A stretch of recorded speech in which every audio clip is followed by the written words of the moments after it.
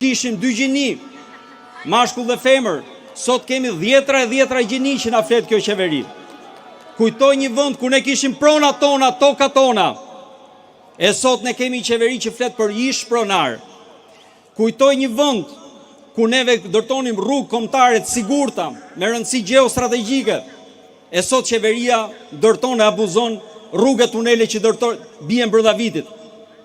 Kujtoj një vend i cili hoqi vizat me vendet e Bashkimit Evropian, u bë vend antar i NATO-s. E sot kemi një qeveri që shpërndan certifikata sigurie kombëtare bandave. Ky është realiteti. Kjo ishte e pa imagjinueshme. Pa imagjinoni juve ku ishim përpara? Absolutisht po. Ne kemi arritur këtë përpara. Imagjinoni të rikthehemi vlerave. Ta kthejmë Shqipërinë në vlerën e familjes, ta kthejmë Shqipërinë në vlerën e shoqërisë, ta kthejmë Shqipërinë në vlerën perëndimore europiane, e të rikthejmë ato 10 mijëra, 100 mijëra emigrante të rinj që i hikën, siç kemi bërë dhe më përpara.